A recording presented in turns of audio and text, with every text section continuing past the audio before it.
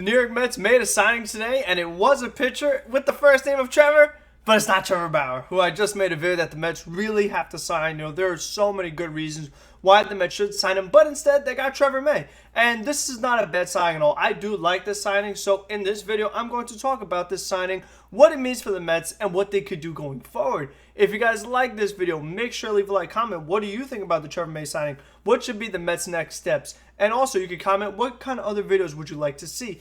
And as always, make sure to subscribe. Working towards 400 subscribers. We're getting there. Definitely getting a lot of subscribers lately. So let's keep it up. Let's keep communicating in the comment section. Love interacting with you guys and hearing all your different takes and opinions. All different things, not only Mets related, but baseball, sports, anything. Always want to talk to you guys. So let's hop right to this Trevor May signing. As of right now, we don't have the exact details as far as the money or the years.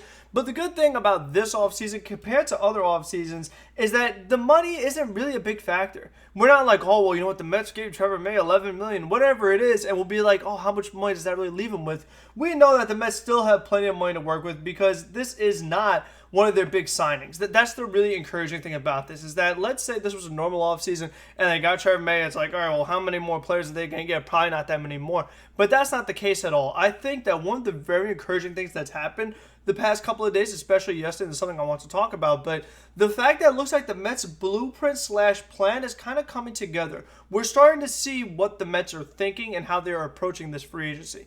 The fact that they still are in George Springer, despite the heavy interest from the Toronto Blue Jays. The Blue Jays really want to get Springer, and I understand why. He's a good player and can help a lot of different teams, but that isn't deterring the Mets from still pushing to get Springer. And I think that, you know what, Mets have more money than anybody, so they really could outbid anyone. As long as it's not an outrageous offer that Toronto is offering, then the Mets still could get George Springer, and I definitely would like him. I did a video on the Met Universe on the Instagram about how much George Springer could help the Mets because of the right-handed balance he provides, playing center field, a position the Mets could use, allowing other players to play natural positions, like putting Nimmo out in a corner and potentially having Dom Smith as a DH, if there is a DH this season. So it definitely allows a lot of good things for the Mets, but just the fact that he is someone very high on the Mets' radar is good to see.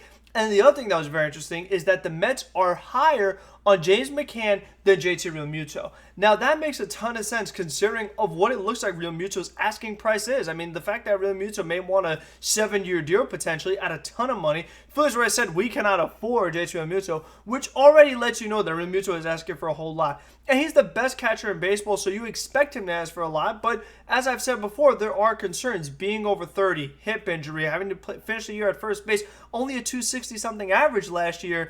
That's not that amazing, you know what I mean? Even though Realmuto is a good player, James McCann is really good too. And it's going to be at a much lower cost. And what that means is it allows the Mets to do other things. I think we have to be very mindful of that because let's say the Mets had gotten Realmuto. It's like, okay, well, you still need starting pitching. You still need bullpen. Not as much now you got Trevor May. But the thing about May is that the Mets still need more in the bullpen. I know it may be asking a lot, but my issue with the Trevor May signing is that May is not a closer. He is more of a setup man. You're more late inning reliever.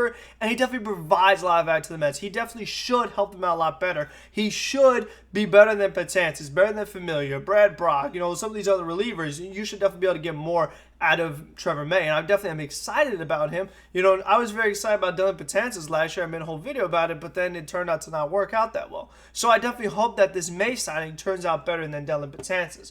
Personally, obviously, I love Liam Hendriks, but I understand we have to look at the cost here because one thing is about Realmuto or Hendricks or some of these guys that the Mets have multiple needs. So let's say that the Mets only needed a starting pitcher or catcher or reliever. They could probably just take the best guy because they have the money to do it. But the problem is that the Mets have areas of need in multiple spots on the diamond. So it's like, okay, we need a catcher, and we need this, and we need that. So the fact that you need all those different areas, you can't just be putting all your money into one position because you still have to address the other areas. So that is why getting someone like McCann instead of Realmuto allows you to still focus on pitching, maybe still go after Springer, because the thing is that, let's say you got Springer and you got Realmuto, what are you going to do for the rotation and the bullpen? You know what I mean? So I like that you still have money left over. Like with the Trevor May signing, the Mets are still going to have plenty of money left over. This is not going to hurt them anyway. This is only going to help them. And I've said for so long, you guys know, how much importance it is to address the bullpen. I say it all the time. Mets need to work on the bullpen. Mets need to work on the bullpen. Their bullpen is not good enough.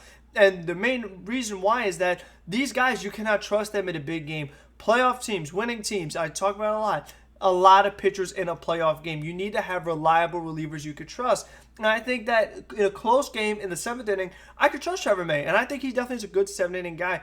But somebody that really is high on my radar that I would have preferred over Trevor May, I don't know if the Mets could get him still, but Brad Hand. Brad Hand is the guy I want because he is not as expensive as Liam Hendricks, but what Hand brings is a guy who could actually be a closer and be an all-star closer at that, because the Mets do need a closer.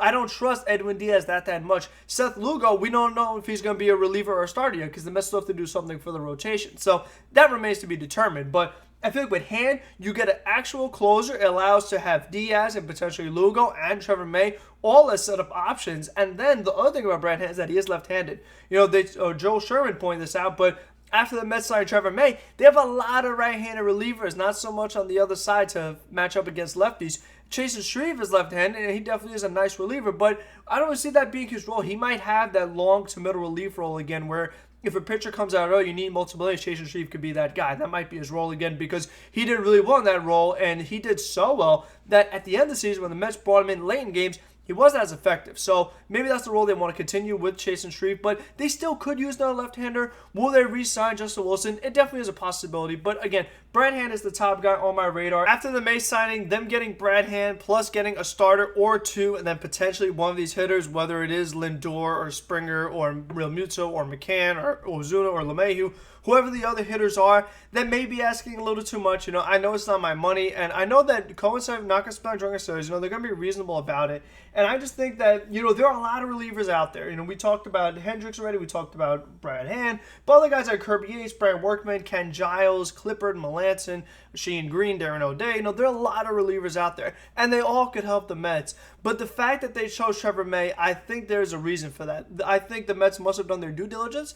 I think that this is the guy they really want. And I understand it, because after watching Trevor May, I like his stuff. I like what he brings to the table. He has great swing and miss stuff. You'll hear that all over the place. But if you watch Trevor May, he could pump a good fastball in there around 98, and he hits the corners. He hits up and away. He hits up and in. He's able to move the ball around. And he also has some good off-speed pitches that have great movement that, as a hitter, you're like, wait a minute, what was that? Because you could be sitting on 98, then he gives these different off-speed pitches he has you guessing. And what I also like about Trevor May is that he can get the strikeout looking. He doesn't just rely on being a guy that tries to get you to chase, which is something that Edwin Diaz is prone to. That Diaz, we know he has great strikeout numbers analytically, but he tries to get you to chase a slider down and in, tries to get you to chase a fastball upstairs. But with Trevor May, he could dot you up. He could get you looking. So that means that not only could Trevor May throw strikes, he could throw quality strikes. He can make people miss bats, which is very important, because number one, as of right now, the Mets do not have great defense. So if you have a pitcher that can strike out a lot of batters,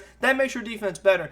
And also, it helps you if there are runners on base. If there are runners on base, you can't let the ball get in play. Even if it is a flyout, even if it is a ground ball, that runner could move over. That runner could score. But if you're striking them out, you're stranding runners there. So Trevor May is a guy that you could go to with runners on base instead of Familia, instead of Betances, instead of Brad Brock. So on that alone, that's a big upgrade for the Mets. I'm just very happy to see that they have done something for the bullpen, because it's something that I've been talking about for a while. This is only step one, and that's the really encouraging thing about it. So let's see what else the Mets do. This definitely is a step in the right direction. It's a good first move. I like it. I'm on board with it. 2 thumbs up for Trevor May. So again, let me know what you guys think about this signing. And until the next one, be safe, be smart, be healthy, and let's go Mets.